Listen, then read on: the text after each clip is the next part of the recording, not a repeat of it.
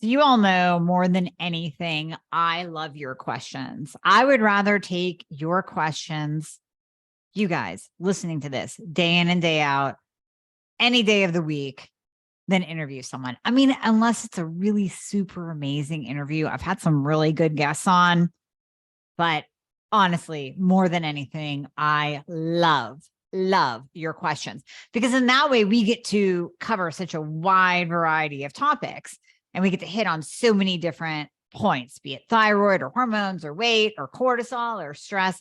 So that's what we are going to do today. So these are straight from my Girl Fix Your Thyroid group, which, being a member of that Facebook group, I know many of you are not on Facebook, but I'm going to tell you, maybe just, do an account with get your porn name on, right? So that is your street that you grew up on. No, your first dog's name plus the street you grew up on, right? Just join Facebook with that and you'll be good to go. So mine would be Pokey Summer. So Pokey Summer will be on the Girl Fix Your Thyroid Facebook group, and nobody else has to know that I'm there in the Facebook land. But being in there get you first access to me to ask questions like we are doing today, and you can be part of the Thyroid Fixer podcast. So it makes it kind of fun. Plus, you can also post your labs. I am in there at least every day. I try to get in there every day. But if I'm not in there, the members of the Girl Fix Your Thyroid Facebook group who have already gone through the journey, become educated, become more optimized, they are also in there answering. So there are many times where I'll go to answer a question and a member of the group or one of my health coaches have already been in there and answered it to a T, like perfection, exactly how I would answer it as well. So it's a great place to be. It's a great place to be a part of this podcast. And then you can get your questions answered live and get a lot more feedback, especially when you post your labs. All right, let's dive into this. And actually, one of the first, this isn't even a question that you guys posted, but this is a question that I get a lot of, and I really, really wanted to cover it in one of the podcasts. Obviously, it's not enough to do a whole podcast, but I want to cover it in this one. The fillers in certain medications. Now, let's break this down one by one. If we're talking T4, we have generic levo, can go under a couple different names, but in general, we're going to say generic levothyroxine. Then we have brand Synthroid. And then one step up from that, we have Tirosint. And then above that, we have Tirosint Sol. So Tirosint Sol is a liquid gel cap. Tirosint's a liquid gel cap as well. Tirosint Sol, I believe, is actually, it might not even be in a gel cap form. I have 0 patients on it, but it has no fillers, no additives, nothing in it whatsoever. And then Tirosint is basically without fillers as well. It's as close to a compounded version of T4 that you can get. No added fillers at all. Then when you go down into Synthroid and comparing that with Levo, the data that we have from, this is probably going back about 6-7 years. The data that we have from about 6-7 years ago is that Synthroid contains less fillers than does the generic form of T4. Now, here's where we have to kind of break this down, regardless of what medication we're talking about. You as an individual may react or respond totally differently to a minuscule speck of a filler than does Susie Q over here, who is taking the same medication. So let's take you and Susie. You and Susie are both taking Levo. You both have Hashimoto's. You both have an autoimmune condition. You both have maybe a slightly elevated histamine response because you have Hashimoto's, which means you might get a little bit more allergies. You tend to react to foods. You have a lot of food sensitivities. So you both are identical in those realms. Except when you take Levo, you just don't feel right. Maybe your hair falls out significantly more. And you know this because you have actually gone off of your levo. You have used something like a Synthroid or a Tyrosine in the past. And then let's say your insurance stopped covering it. So you actually had to go back to levo. And you can notice a marked difference being on brand Synthroid or Tyrosine Sol than what you experienced when you were on generic T4 or levo.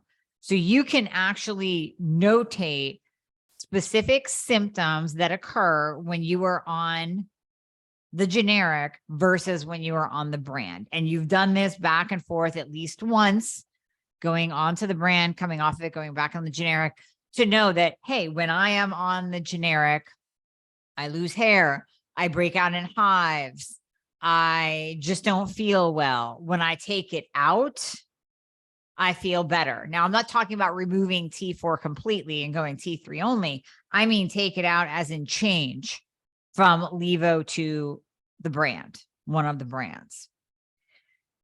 Where I see people fall and falter sometimes is when they get sucked into reading a blog or listening to a podcast or seeing this on a Facebook group that they absolutely should be using brand. Now, in general, when we're talking T4, if your insurance covers it, yeah, I mean, would love to use Synthroid. But if your insurance doesn't cover it, are we going to ding you with a super high monthly bill for Synthroid when in fact levo might do the trick for you? You don't know until you try. The reality is those fillers that are in the generic form of T4, they're in a microscopic amount. I mean, literally the size of like a fire ant. Now, if you're celiac, if you have celiac, can you have a microscopic amount of gluten? No, you can't.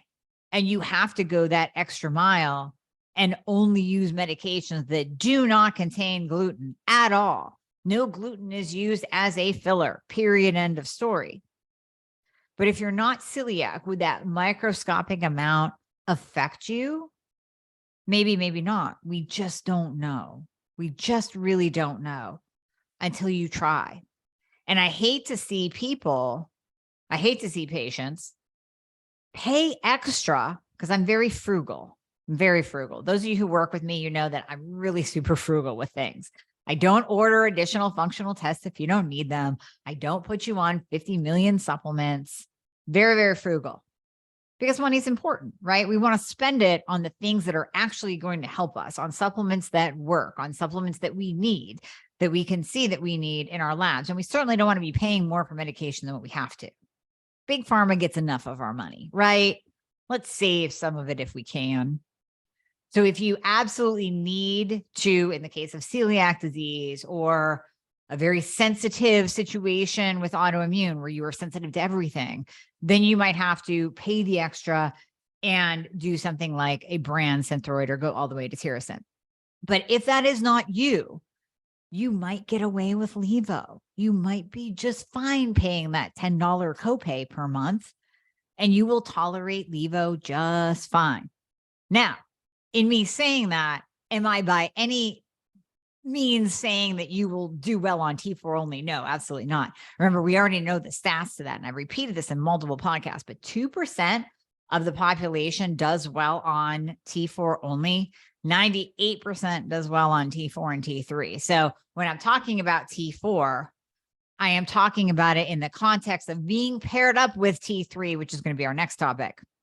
So T3, when we look at that, we have Cytomel, which is brand, and we have liothyronine, which is generic. And then whenever we're talking about the generic, it's important to note there are multiple manufacturers of those generic medications.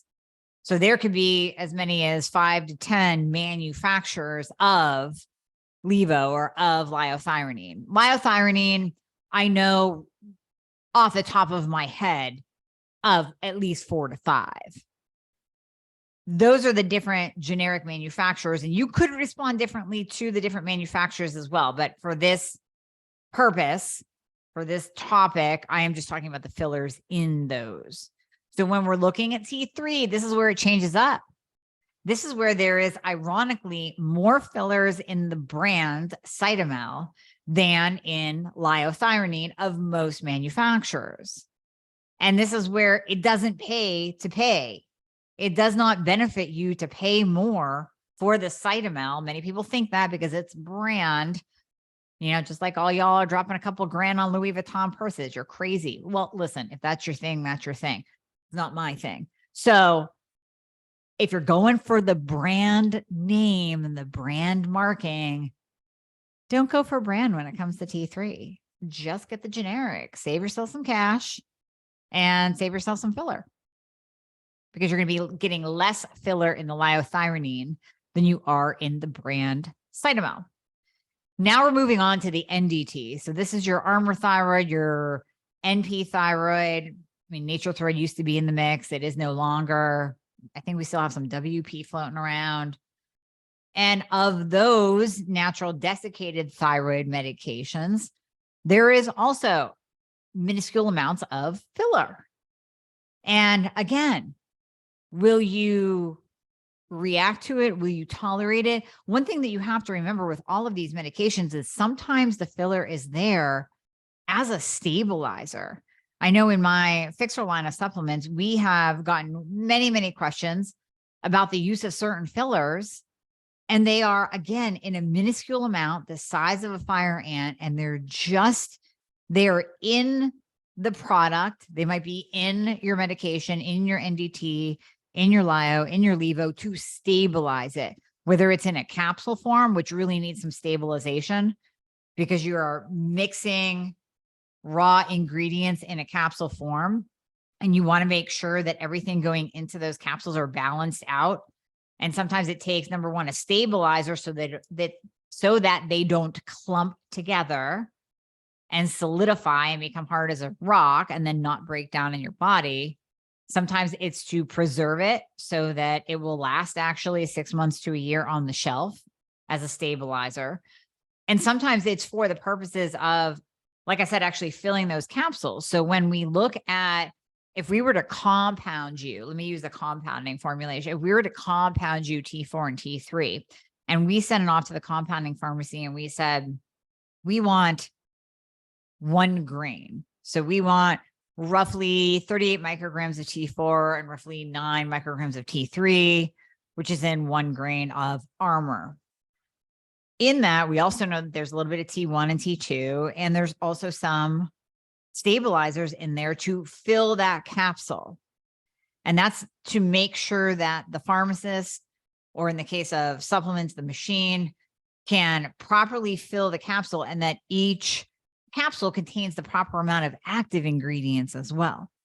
I know there's a whole manufacturing side of things on the back end that a lot of people don't understand.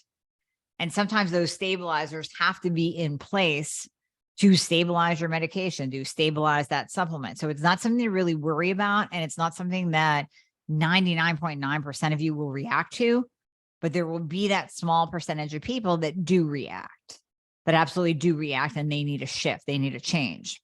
That's why I often say many of you on Armour thyroid will do better on NP. Some of you on NP will do better on Armour. And some of you don't do well on NDT medication at all. And we have to change you over to a T4, T3 combination. So yeah, we can say, sometimes it's the fillers, sometimes it's not. My message in answering that question is don't get too hung up on the fillers. You might not react to them. If you do, there's always another option. There's always something else that we can do. But for the interest of money, don't freak out about the fillers too much. All right, moving on to more of your questions, which I absolutely love, love, love, love. We have one from Alicia. She says, hey, Dr. Amy, I'm postmenopausal gal, 54, taking oral estradiol, 1 mg for about 3 years.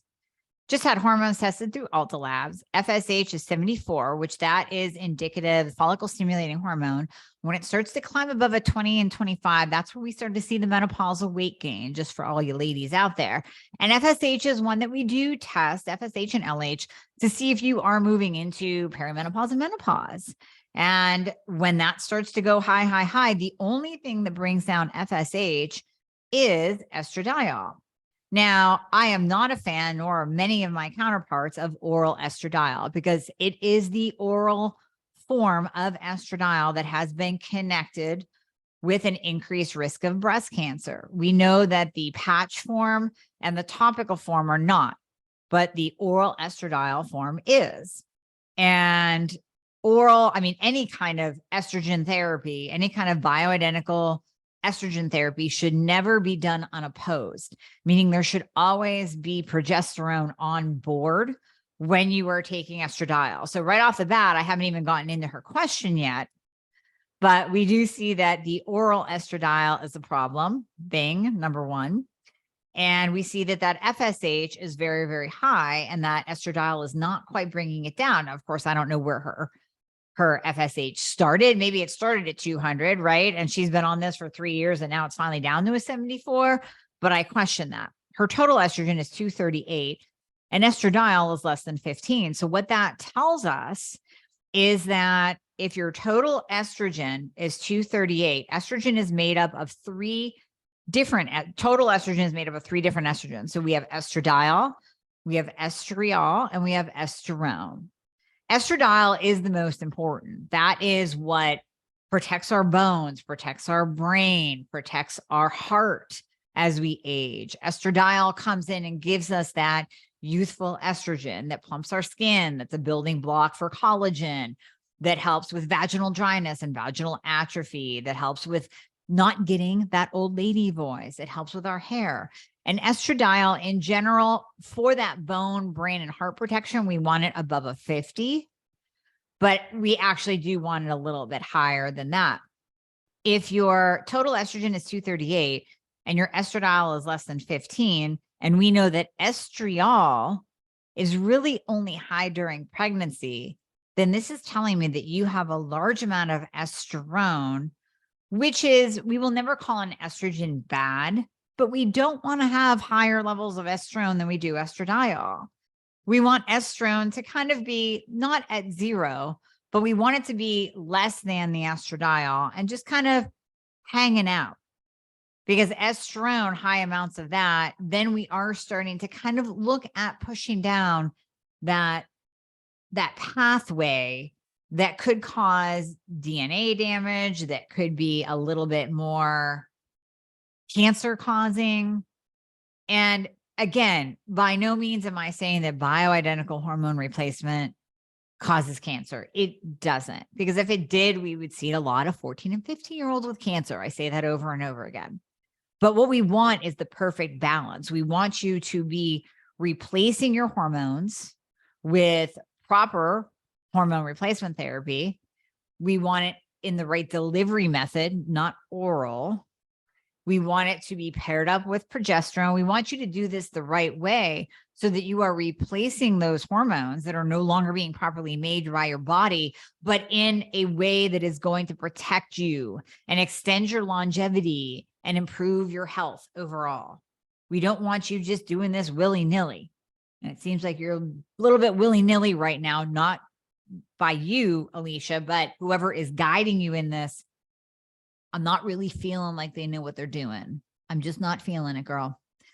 Your progesterone is in the toilet. It's less than 0.5. And you did not in any place on here tell me that you are taking progesterone, which is a no-no when you are on estradiol.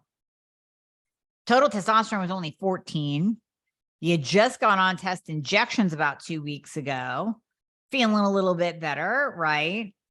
But how do you get your estrogen down is your main question. Side note, you are clearing up your diet. So cleaning up your diet, which is awesome. You want to take those estrogenic foods out for sure. And you want to reduce your exposure to xenoestrogens like plastics, microwaving in plastic, the hormones in our meat, the body wash, the body lotion that you're using. You want to change all of those because of the endocrine disruptors and the toxins that are found in our body products, our makeup, our skincare, our hair care, all of that. And then of course, in our day-to-day things like a water bottle, get a stainless steel one, right? Don't be drinking out of plastic, even BPA free. You want to do all of those things. And then yes, you absolutely can add in estrogen fixer. That's going to help. But girl, we got to do a lot more than that. We have to do all the things that I just talked about. So where's the progesterone? That should be coming in. We got to change up that oral estradiol. That's horrible. And we need to do things the right way to get that FSH down, get the progesterone up, get the estradiol up, get the testosterone up as well. So see, your question just opened up a whole can of worms, and I went down a bunch of different rabbit holes that you weren't even asking, but that are so pertinent to what you put in your question. So I thank you for that. And so does everybody else listening. Jennifer says, I'm looking at starting hormone fixer to boost my testosterone. Will I need to retest all of my hormones after taking this for a while, or will it not drastically raise my testosterone? Last labs, it was 24. Also, if you have a slightly elevated SHBG, what should you look at next as to why it's elevated? Okay, so let me start with the SHBG, Jennifer. So SHBG will rise when you are taking specifically estradiol and oral estradiol. So going back to Alicia's question, Alicia, your SHBG is probably sky high. So you're probably going to want to add in bedroom fixer, formerly known as SHBG fixer, because that will help to lower it, and it will release some of the testosterone and estradiol that is bound to that SHBG. So if your SHBG is elevated, what's pushing it up? It could be estrogen therapy. It could be testosterone therapy. It could be T3. Those are the big hormones that push up SHBG. In addition, too low of a protein diet, too low of a low carbohydrate diet. So if you're doing keto and you're doing it day in, day out, if you're doing carnivore and you're doing it day in, day out, and you're not giving yourself a break, that can push up SHBG. So you want to look at the things that will make it go up and change what you can. But obviously, we're not going to take out those vital hormones like T3, testosterone, estradiol. We're not going to take them out. We want those in the mix to give you life and to reduce your symptoms. We're just going to work on putting a cap on that SHBG with bedroom fixer. We're going to put a cap on that. So that's going to come in and help push it and keep it maybe from going to 200. So we might not bring it down because, again, if you're doing the things that push it up and you put that cap on it, you might not push it down into the optimal range, but you are going to help keep it from going sky high. Now, Jennifer, your first question, will hormone fixer boost your testosterone to where you have to recheck? Yeah, it will. I have had some women raise their testosterone naturally just through using hormone fixer by 20 and 30 points over a couple of months. So hormones generally, whether you are doing prescribed hormones, injectable, supplemental, hormones in general take about 90 days to move and shift. So you really want to give yourself time to notice that level come up. Now at a 24, you could get a really nice increase naturally. And at the same time, you might have to have your prescriber add in a cream or an injectable to kind of push you over. But if you're not in the place where you have a prescriber that will do that, starting with hormone fixer is absolutely the way to go to increase your testosterone naturally, because you're also going to get the benefits of increased growth hormone from the Tonkat Elite. That little bit of Tonkat Elite in hormone fixer will also help with your SHBG. The saw palmetto in there will help with that conversion of testosterone to dihydrotestosterone or DHT. That's a pathway we don't want you to go down because that results in hair loss and acne. So that saw palmetto actually helps block that conversion of testosterone to dihydrotestosterone. And that helps tremendously as well. Okay. Miss Renee, hypothyroidism and joint pain, swelling and painful. What's the best supplement? So that is one of those joint pain, joint swelling, one of those symptoms that are it's kind of surprising that it goes with hypothyroidism, because many of you who have it, who have that joint pain, you're already thinking that it's related to something else. Now, Renee has heard me talk enough that she knows that, hey, this is related to hypothyroidism. And she may have heard my story about my friend / executive assistant who started as a patient and shared with me after the fact, after we started optimizing her, that, hey, her joint pain got better. And she actually noticed it more in her hands and her ability to hold a pen, her ability to work with her hands. Her joint pain got significantly better. So that was the Hashimoto's. And again, just like we said, she related it to something else, overuse, using the computer, writing, you just overuse of your hands. Of course, you're going to think like, oh, this is just an injury. I've used it too much. My joints are just swollen and inflamed. Oh, well. Or many of you might even think that it's rheumatoid arthritis, which is another autoimmune condition. And we know that autoimmune begets autoimmune. So where we see one, we see more than one. Could having Hashimoto's result in rheumatoid arthritis? Yeah, it absolutely can. That's why we tell you to go gluten-free. That's why we tell you to get your thyroid optimized, because if you don't, you move into those latter stages of Hashimoto's, it can go into other autoimmune conditions like RA. So yeah, it could be RA as well. Now, what supplements to use for that? My absolute favorite supplement for joint pain, swelling, inflammation, even high C-reactive protein is C60. So C60 Purple Power, which I carry it on my website. I carry very few other lines on my site outside of the Fixer line, unless there's something that is just so kick-ass that there is no way in hell I will even try to replicate. And C60 is one of them. So C60, if you want to go to whatisc60.org, this is a really fascinating website that will let you go down many different rabbit holes, because it will actually show the studies used in connecting C60 to whatever that study showed. Okay, so let me get into this really quick. C60 plus longevity, we actually see that, let me see here. C60's ability to reduce age-associated oxidative stress. C60 extends the lifespan of mice.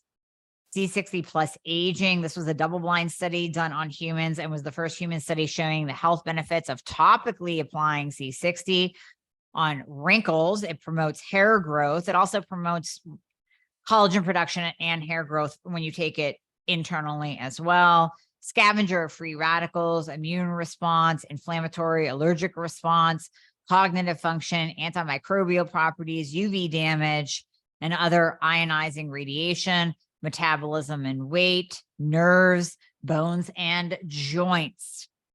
So what we found with the bones and joints, C60 protected cartilage cells from aging prematurely or dying off, and increased cartilage production by reducing the enzymes that can destroy it. We also see a huge reduction in DNA damage. We see a reduction in toxicity. We see a reduction in the C-reactive protein as well from C60.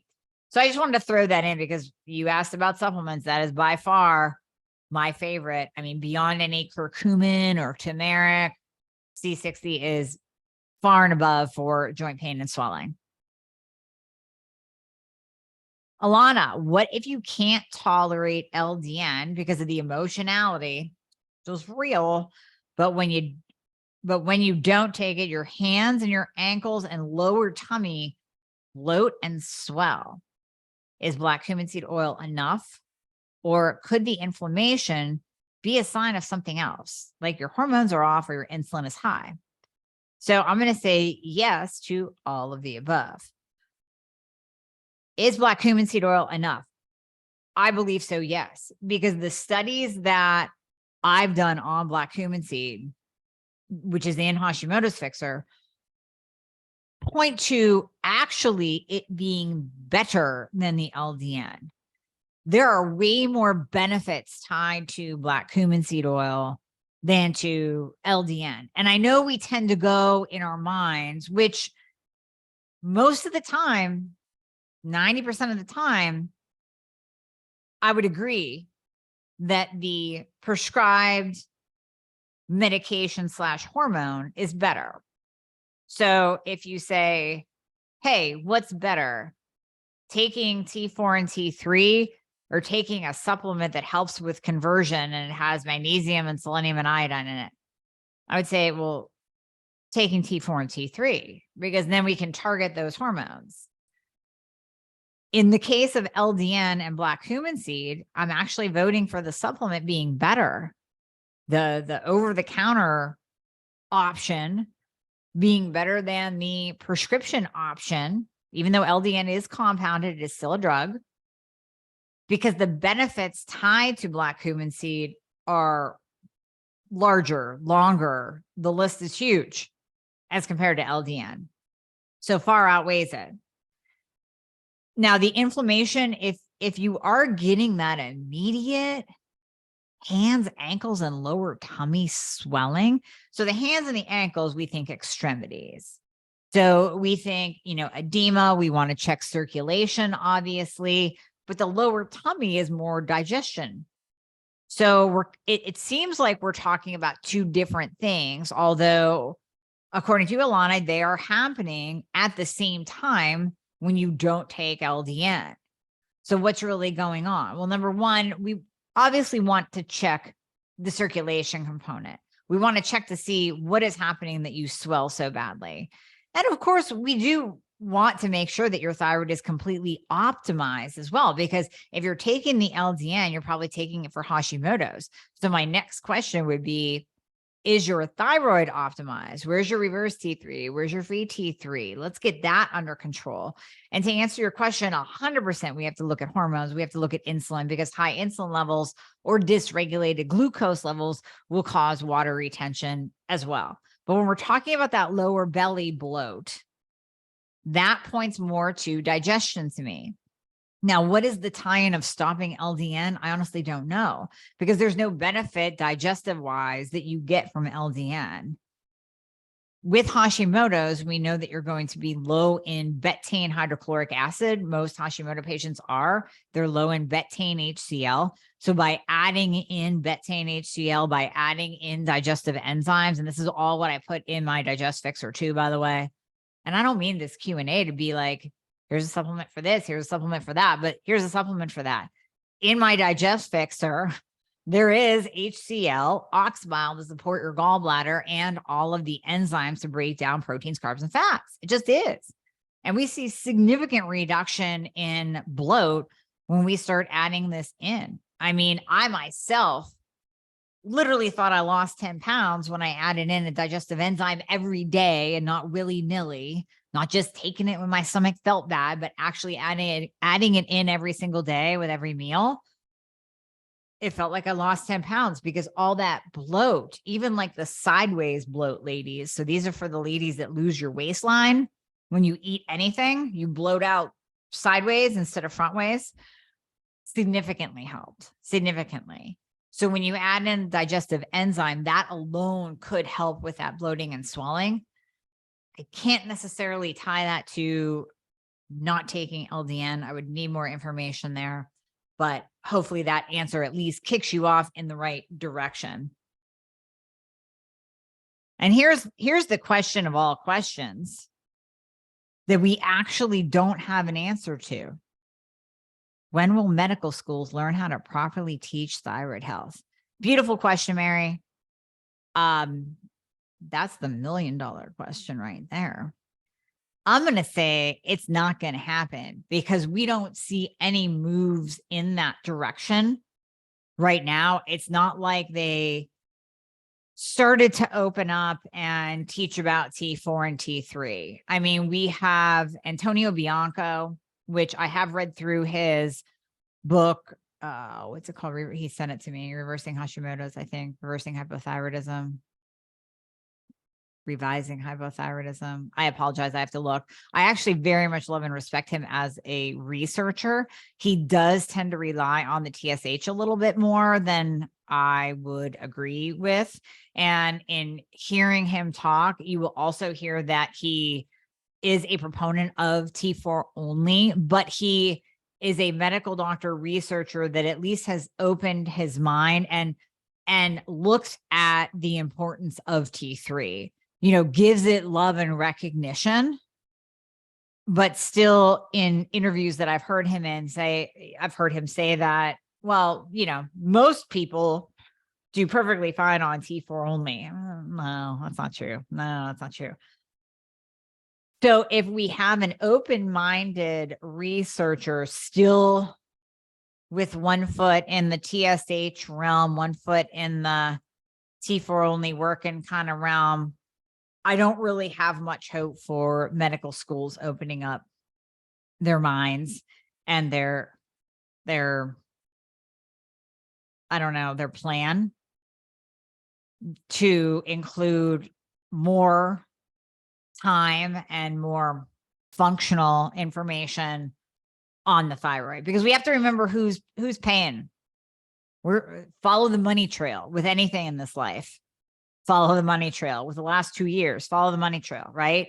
So if Synthroid just dropped a $10 million grant for LECOM Medical School and said, to the president of LECOM, just so we're clear, as I'm writing this check, that Synthroid pretty much does it all. I mean, that's really all you need. If TSH is above a 4.5, you teach your doctors to give Synthroid, right? Yeah. Do you want $10 million? Yeah, Synthroid is the best. Wink, wink. So, and this is not confirmed, but it doesn't take really a rocket science to see what's been going on with Big Pharma lately to break that all down and say, well, yeah, of course that's happening. I mean, you get nudges in your online portal to talk to your doctor about a statin. We know that doctors get kickbacks for the prescriptions that they write. We know that they have markers and quotas of antidepressants and statins that they have to reach. That's why you might get a discussion about going on a statin when you don't even need it, because it's the 19th and I only have 10 more days in the month to fill my quota of statins. So I don't know. Mary Jane, you look like you need a statin, don't you? I'm going down too many rabbit holes, aren't I? I need to reel it in. But yes, to answer your question, $1 million question, Mary, I don't see it happening because there's too many factors in what makes a medical school go round. And they have not yet emphasized or even noticed the importance of thyroid treatment and how many diseases it could help. What if we optimize people's thyroid? What if we optimize every single human being's thyroid? How many less antidepressants, statins, blood pressure medications, and sleeping pills would we see written? So there goes Big Pharma. There goes Big Pharma if you actually optimize someone's thyroid. And God forbid you do their hormones too. Why do you think it's not impossible to get testosterone, but why do you think they're making it so hard? Why do you think the DEA, many of you don't know this because we've just been watching this behind the scenes for months. Why do you think the DEA proposed that every single person needing testosterone replacement therapy be required to be seen in person every 30 days? That's actually impossible for any practice to do. And it's impossible in the world of telehealth for you to do, because what if your prescriber is out of state? You're going to fly to that state once every 30 days. Now, this is not going through because it's absolutely ridiculous. But if you look at the why behind that theory, if you look at the why behind that proposal from the DEA, the real true, you want to talk root cause looking, the real true root cause of that is because testosterone improves the body. So there goes your statins, there goes your blood pressure medications, there goes any kind of heart medication, because testosterone is so cardiovascularly protective. Maybe we see a reduction in Viagra as well for the guys. Maybe we see a reduction of antidepressants across both sexes with testosterone because it definitely improves mood. Testosterone lowers Hashimoto antibodies. It improves your immune system. What if we had everyone optimized with their thyroid, and let's just take testosterone? Let's even leave the other two hormones off to the side because it's relatively easy to get estradiol and progesterone now until they figure out the benefits of that. Let's just take testosterone and let's optimize your thyroid. And how many medications would no longer need to be prescribed? we're probably talking billions of dollars lost because your thyroid and your hormones, we'll say all hormones, are optimized. So that's the real answer, Mary. And because of that answer, I'm going to say never. Okay. What is the best way to clear? Well, I'll say, she says clear reverse T3, lower reverse T3. Also, can starting on a low dose of estradiol cream along with progesterone affect the thyroid? So I'll answer the last question first. Estradiol cream and progesterone will not affect the thyroid except to possibly help improve. Now, testosterone has a more direct effect on the thyroid in improving, just like we said, and lowering Hashimoto antibodies, improving the immune system and lowering inflammation. But anytime you improve estradiol and your progesterone, you're going to have an indirect effect on the thyroid. So you're going to lower the stress response, improve cortisol function, improve insulin. I mean, it has so many effects on the body that in a roundabout way, you're going to see improvement. Now, that doesn't mean that you can just take estradiol and progesterone cream and not take thyroid medication or not pay attention to optimizing your thyroid. No, you still have to do that, but it is going to have a roundabout way of improving your thyroid.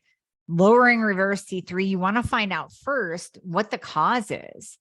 So one of the main causes of elevated reverse T3 is too much T4 medication. These are the people that I see over and over again. They keep having their T4 medication increased. So they'll go from 50 to 88 to 112. They'll keep climbing. And their doctors just keep throwing on more and more and more T4. And there goes that reverse, up. I just saw new patient's labs today. She was wondering what she can do between now and the time that we're actually going to meet with her for her first consultation. And her reverse T3 was a 24. My answer was to take that Synthroid, that T4, that Levo, take that T4 medication that your doctor has just been increasing all of these years and cut it in half. And then add in T3. She was already on a baby dose of T3 because we know docs that give T3 only like giving baby doses 5 times a day. No more than that. Oh my God, you'll have a heart attack, right? That's their mindset. So going back to Mary's question, we would still have to break that mindset too. So that's really why I'm saying never, Mary, never, because then you got to change these doctors' mindset that T3 is going to cause you to have a heart attack and break a bone. AFib and bone loss, that's what they're hanging on to. Not true, debunked, false. But you got to get that out of the doctor's head. So here I have a patient, reverse T3 of 24 on a baby dose T3. We need to plummet her T4 and add in T3. That's how we're going to lower that, because right there is the cause. Like you could see it in black and white. She's on a crap ton of T4, way too much. She's not converting. Now, in the meantime, we'll still be looking for the why. But in looking at her labs, she was not estrogen dominant. She was not insulin resistant, a little bit low in mag, a little bit low in D, wasn't taking iodine. So those factors definitely come into play. And we are adding in mag, adding in D, adding in iodine, doing all of those little things. But it could actually just come down to a genetic SNP. You could just, in your genes, have the DIO1, DIO2 SNP and not be a very good converter. And you will tend to always push that T4 to reverse T3, push the T4 to reverse T3. Now that reverse T3 stays high and you're doing all of the things, you're taking all of the supplements, you're taking all of the conversion factors, you lowered your T4, maybe you're down to 25 micrograms of T4 and you're like, what in the hell? Why is my reverse T3 at 20? Well, that might mean that you are T3 only. So if you truly do have a genetic SNP or both SNPs, you might be T3 only as well. So there are many, many things that cause an elevated reverse T3. So we want to look at all of those first and do the med changes first. Like I always say, I like to keep T4 in your mix if we can, because that's your savings account. That's a beautiful savings account right there. But if you are truly T3 only, then you are, and we just roll with it and we move that in that direction. You guys are so amazing with your questions. You really do. You really do. How should I know whether to take T3 or not with Hashimoto's? Well, we can go with just the in general stat that we have, that only 2% do well on T4 only, 98% do well on T4 and T3 combined. But we can also say, if you're not on any medication whatsoever for your Hashimoto's, you really want to calm down the autoimmune response. So I would add in black cumin seed oil. I would be doing all of the things like going gluten-free, getting good sleep, like really nurturing my body. But then it really comes down to your labs. If you do not have optimal free T3 levels, and you have all of the symptoms too.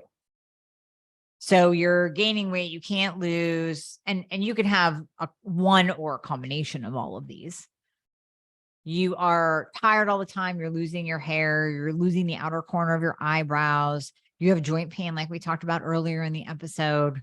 So if you're having all of the symptoms, then you need a little bit more optimization. And that might require bringing in T3, or at least the right medication for you. All right, guys, last question. I mean, you all sent in so many. I just have to keep doing this. I got to do it again. Got to do it again because you guys are fantastic. I'm currently on 15 micrograms of T3 in the morning. This is from Michelle, and 10 micrograms in the afternoon. Noticing that I'm in a weight loss stall and feeling fatigued in the afternoon. Should I suggest to my PA to add in 5 in the afternoon? I'm on T3 only. Blood sugar fixer and thyroid fixer as well, BHRT. Just went for lab work this morning, so I don't have updated numbers. So the updated numbers, Michelle, are obviously going to help. But if we go by, what happens during a weight loss stall and what happens if you're feeling fatigued in the afternoon?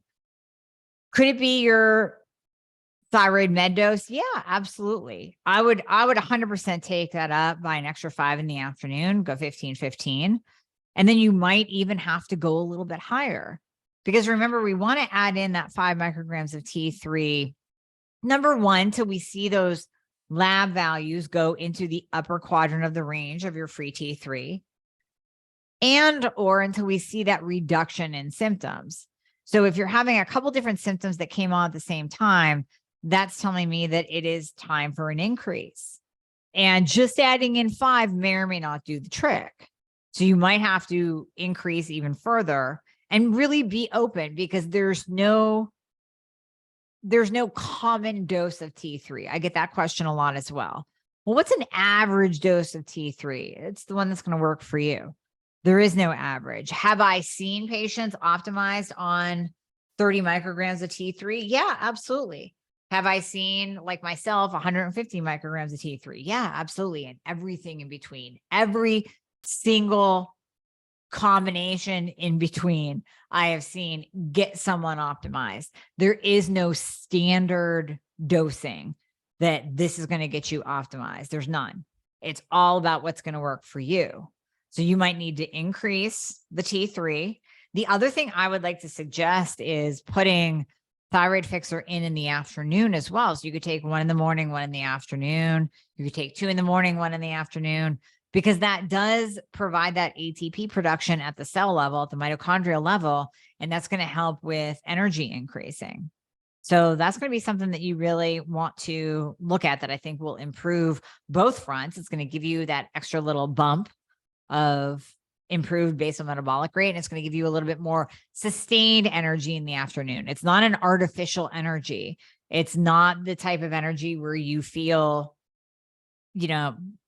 wired, like you just drank a million cups of coffee. It's not that at all. It is a very nice, steady energy. And then we had a couple of other questions that absolutely have already been answered. So if you submitted a question, go back and listen to this again, because your answer is most likely weaved into the other answers, because a lot of you have the same questions. about what is causing that high reverse T3. How the heck do I get it down? We answered that. The only thing I didn't really go into is cortisol and cortisone. We had one question, which I'll bring up before I let you guys go. On a Dutch test, what can cause a low saliva or free cortisol total, but a mid-range to high metabolized total cortisol? So when we're talking about a Dutch test, the reason why I wanted to read this question is because it gets kind of convoluted. There are a couple different ways of testing cortisol. And I've talked about adrenal fatigue, adrenal blowout. Next week, we're going to have Isabella Wentz on. She's going to be talking about her new book on adrenals. I think that we use that term a little bit too often. It is very, the important thing to look at on a cortisol test is the pattern. So whether you do ZRT, which is a lot more affordable than Dutch, unless you're doing a Dutch to check the hormones and how they're methylated. The important thing on a cortisol test is the pattern. So cortisol should be high in the morning and gradually come down throughout the day. We want to be in that cortisol pattern and not too far out of. Now, if one marker is a little bit elevated, we can just kind of look at that marker in that point of the day. Let's say it's elevated as you're driving home from work and you're stressed out. You got to help Johnny with his homework and you got to cook dinner still and it's 5:30 and you're in traffic. And then you get home and you're like, oh shit, I have to do this saliva test. And then you spit in a tube and that's going to be high. So that was just your point of time in the day where you were super stressed out. If you are flatlined low and you're not producing any cortisol whatsoever, that's a problem. And we want to look at autoimmune for that. If you are sky high, which I have honestly, I don't recall ever seeing that. I don't recall ever seeing someone high markers of cortisol all throughout the day. That's going to increase your blood glucose as well. That's very rare too, but that is another problem. So we really want to look at the range of where you fall in that cortisol testing. And then beyond that, when we get into the Dutch, yes, you can start looking at cortisone and cortisol. And that would be, we'll have to do a deep dive Dutch test. In fact, you can go back and listen to Karen Martell diving into my Dutch test because she breaks down each marker. And that's really helpful to get into the weeds of the cortisol and cortisone. But for the purposes of just knowing your stress response and knowing your cortisol pattern as it relates to thyroid, we want to check for super low and we want to check for super high. And we want to look to see maybe it's in the pattern of high in the morning and low in the afternoon, but all the markers are too high, meaning you're pumping out too much cortisol at every single point in the day. And that is going to affect your reverse T3 as well. So high cortisol can push up reverse T3. To low cortisol can actually make you intolerant to T3 or intolerant to increasing your T3. All right, you guys, this has been a tremendous amount of fun. As I said, I absolutely love answering your questions on here. Keep them coming. Join the Facebook group. If you're listening to this and you're not in it yet, you should have FOMO, big time FOMO, because we have a lot of fun in this group. So we'll see you in there and keep your questions coming. I will be in the Girl Fix Your Thyroid group every week, every day if I can. And we're going to be doing some lives in there too, where it's just us. That nobody else gets in. Nobody else gets to ask their questions unless you're in the group. So we're going to be doing some of that too. So make sure you join. And thank you so much for today and submitting all of your amazing questions.